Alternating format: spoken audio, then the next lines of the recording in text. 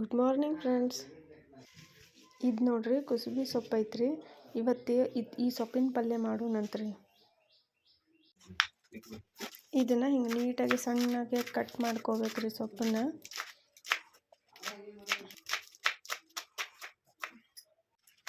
ಇದು ಈಗ ಚಳಿಗಾಲದಾಗ ಅಷ್ಟೇ ಸಿಗ್ತೈತ್ರಿ. ರೊಟ್ಟಿ ಜೊತೆ ಈ ಸೊಪ್ಪಿನ ಪಲ್ಯ ಭಾಳ ಟೇಸ್ಟಿಯಾಗಿರ್ತೈತ್ರಿ. ಈ ಸೊಪ್ಪಿನ ಸಾರನ್ನು ಮಾಡ್ತಾರೆ, ಆದರೆ ಇವತ್ತು ನಾ ರೊಟ್ಟಿ ಜೊತೆ ಪಲ್ಯ ಮಾಡಾಕತ್ತೇನೆ ರೀ.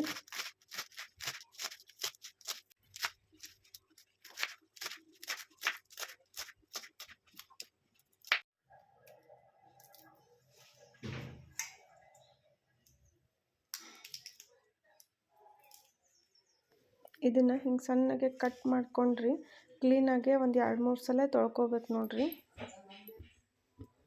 ಆಮೇಲೆ ರೀ ಒಂದು ಕಡಾಯಿಗೆ ಸ್ವಲ್ಪ ಎಣ್ಣೆ ಹಾಕೋಬೇಕ್ರಿ.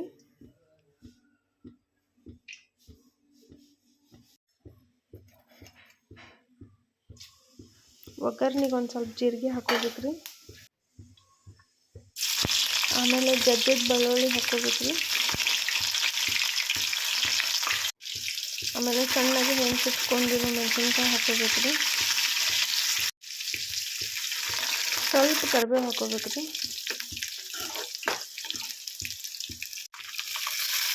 ಈಗ ನೋಡ್ರಿ ನೆನೆಸಿಟ್ಟಿರೋ ಚನ್ನಂಗಿ ಬೇಳೆ ಹಾಕೋಬೇಕ್ರಿ. ಇದಕ್ಕೆ ತೊಗರಿ ಬೇಳೆನೂ ಹಾಕೋತಾರ, ಆದರೆ ನಾನು ಚನ್ನಂಗಿ ಬೇಳೆ ಹಾಕೊಂಡೀನಿ.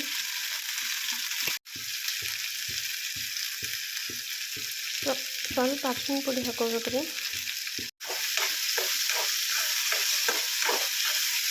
ಸ್ವಲ್ಪ ಹಿಂಗೆ ತಿರುವಾಡಿ ಎಲ್ಲ ಮಿಕ್ಸ್ ಮಾಡ್ಕೊಂಡು ಸ್ವಲ್ಪ ರುಚಿಗೆ ತಕ್ಕಷ್ಟು ಉಪ್ಪು ಹಾಕೋಬೇಕು ನೋಡ್ರಿ.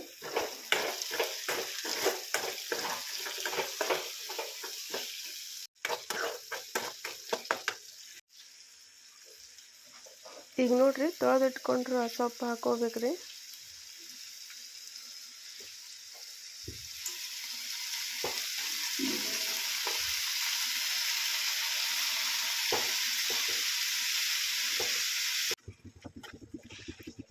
ಈಗ ಹಿಂಗೆ ಚೆಂದಾಗಿ ಮಿಕ್ಸ್ ಮಾಡ್ಕೋಬೇಕು ನೋಡ್ರಿ. ಅದನ್ನ ಎಲ್ಲ ಚೆಂದಂಗೆ ಬ್ಯಾಳೆ ಸೊಪ್ಪು ಎಲ್ಲ ಮಿಕ್ಸ್ ಮಾಡ್ಕೊಂಡು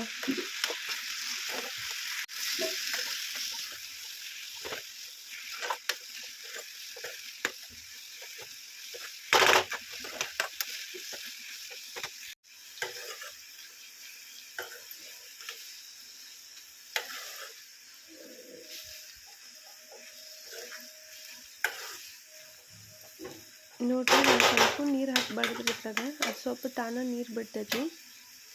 ಈಗ ಒಂದು ಪ್ಲೇಟ್ ತೊಗೊಂಡು ಮುಚ್ಚಿಟ್ಬಿಡ್ಬೇಕ್ರಿ. ಒಂದು 5 ನಿಮಿಷ ಕುದಿಬೇಕ್ರಿ ಅದು. ಈಗ ನೋಡ್ರಿ ಮಸ್ತ್ ಕುಸುಬಿ ಪಲ್ಯ ರೆಡಿ ಆಗೈತ್ರಿ ರೊಟ್ಟಿ ಜೊತೆ ತಿನ್ನಾಕ.